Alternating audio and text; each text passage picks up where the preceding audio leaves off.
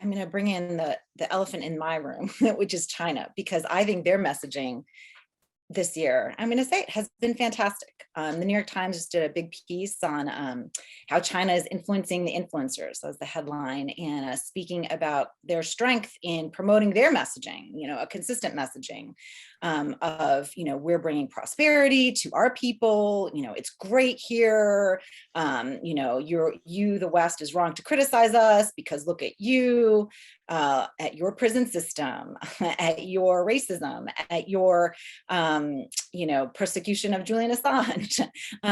Who are you to be an exemplar of democracy? We just have a different great system. And I'm wondering what you think of our response to China and how that's resonating with, the people that you're polling.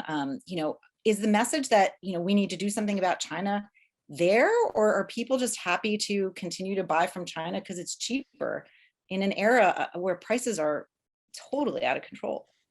Yeah, and I don't think those are mutually exclusive, right? I do think that the American people get that China is a threat, that it is from a security, from an economic perspective, maybe one of our greatest rivals, and that being tough on them is important.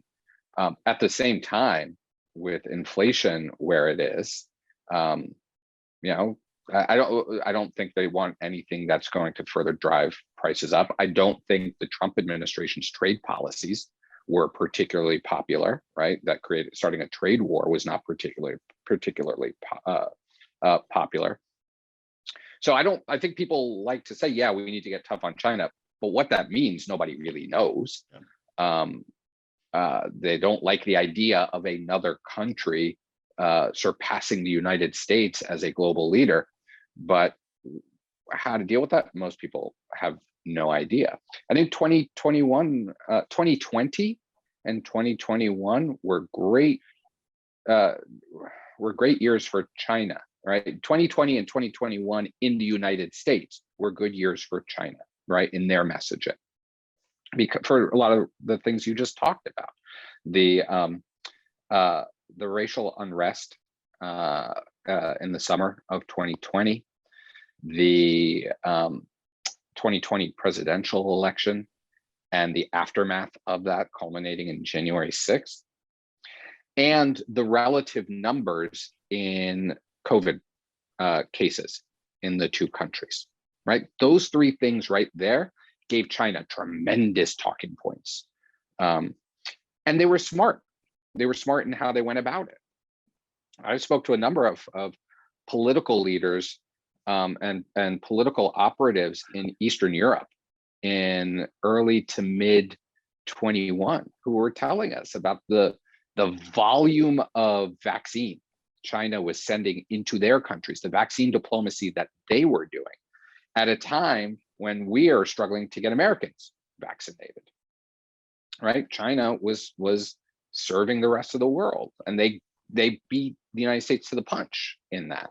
I think the United States has caught up and is getting a lot of its stuff out there, and but China certainly saw the opportunity and seized on it, probably better than anyone else did.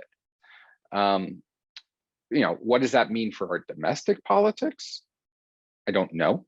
I don't think China is a driving political, it's not a vote motivator here in the United States. People just want to believe that their government is not going to let China beat us. But again, how many people know what that even means? How it plays the rest of the world, I mean, that's the dynamic to watch over the next decade.